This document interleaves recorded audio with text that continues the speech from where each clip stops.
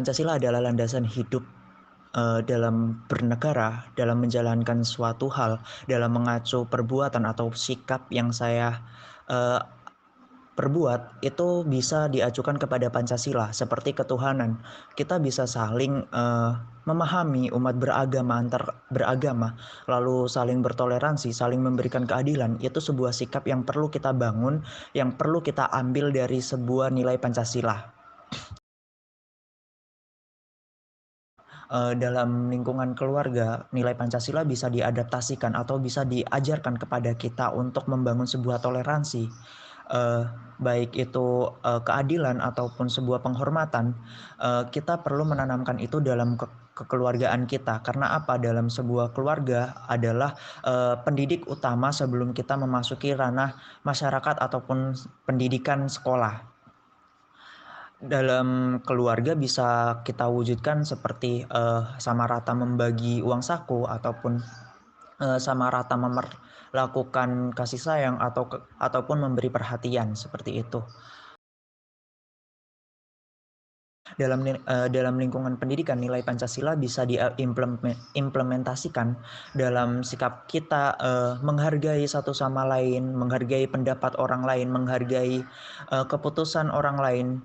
Itu sebuah implementasi nilai Pancasila, dan bisa juga diimplementasikan dalam beragama dalam sekolah, seperti kita bisa menghargai agama orang lain, seperti kita bisa saling mengingatkan baik itu sesama muslim ataupun sesama antar beragama. Kita bisa mengingatkan bahwa ini waktunya beribadah, ini waktunya kita bekerja, ini waktunya kita fokus kepada agama kita, seperti itu. Jadi kita di situ bisa saling mengingatkan dan bisa saling menghargai bahwa tidak bisa kita jadikan satu kesatuan ataupun bisa kita samaratakan seperti itu. Oke, terima kasih.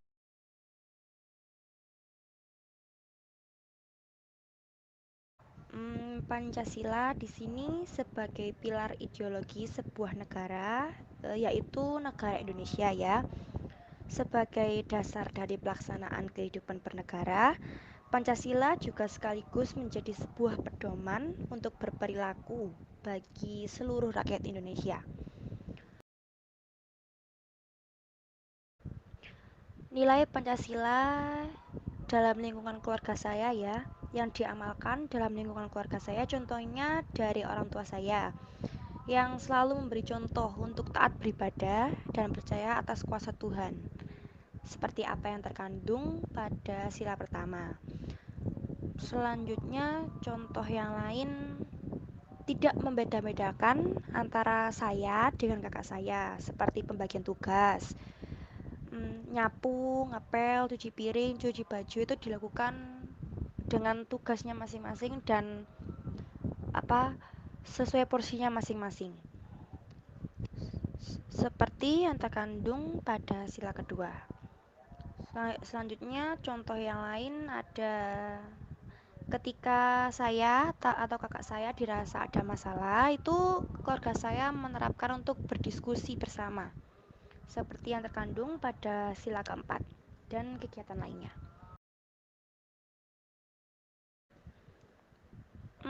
Untuk penerapan nilai-nilai Pancasila di lingkungan pendidikan, ada kegiatan yang selalu guru saya terapkan sebelum dan sesudah melakukan kegiatan belajar, seperti berdoa menurut agama masing-masing. Lah ini contoh ini sama seperti yang terkandung dalam sila pertama.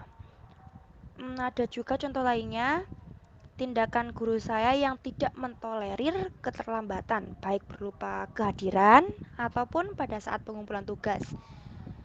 Dilakukan pada semua murid tanpa terkecuali, dia anak temannya sesama guru ataupun anak biasa. Ini sama dengan sila kedua ya.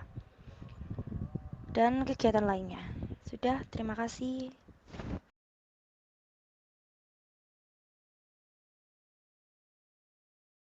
Pancasila adalah pilar ideologi negara Indonesia. Pancasila juga merupakan rumusan dan pedoman kehidupan berbangsa dan bernegara bagi seluruh rakyat Indonesia. Interaksi aktif dan dukungan keluarga diidentifikasi sebagai kunci keberhasilan program pendidikan inklusif sejak dini. Beragam pelajaran mulai dari moral hingga akademik dapat diperoleh tanpa terkecuali dari nilai-nilai Pancasila seperti melaksanakan ibadah bersama keluarga sesuai dengan Pancasila sila pertama, saling membantu dan mengerjakan pekerjaan rumah seperti dalam Pancasila sila kedua, lalu berkumpul atau makan bersama keluarga yang sesuai dengan Pancasila sila ketiga, membicarakan permasalahan keluarga dengan sabar atau dengan kepala dingin sesuai dengan Pancasila keempat, dan yang terakhir bersikap adil dan tidak membedakan kasih sayang terhadap adik atau kakak dalam satu keluarga yang sesuai dengan Pancasila sila kelima. Dalam dunia pendidikan, menerapkan nilai-nilai Pancasila untuk peserta didik di era globalisasi ini bisa dilaksanakan dengan momentum-momentum yang tepat, seperti pada saat peringatan Hari Sumpah Pemuda, Hari Kemerdekaan, Hari Pahlawan, dan hari-hari besar nasional lainnya. Memberikan dorongan agar peserta didik berusaha mengukir prestasi gemilang, belajar dengan sungguh-sungguh untuk berkontribusi mengharumkan nama bangsa dan negeri tercinta, menanamkan kecintaan serta bangga menggunakan produk-produk dalam negeri untuk kemajuan ekonomi negara. Nah, seperti yang telah kita dengar tadi, Pancasila merupakan pilar pedoman bagi negara kita. Indonesia membutuhkan Pancasila dalam banyak hal, seperti membentuk undang-undang, sebagai pandangan hidup bangsa, sebagai cita-cita dan tujuan bangsa, dan Pancasila sebagai sumber dari segala sumber hukum bagi negara Republik Indonesia. 5 butir Pancasila ini, apabila benar-benar diamalkan dan diterapkan, maka akan membentuk sikap, watak, perilaku, tata nilai norma, dan etika dalam bernegara yang baik.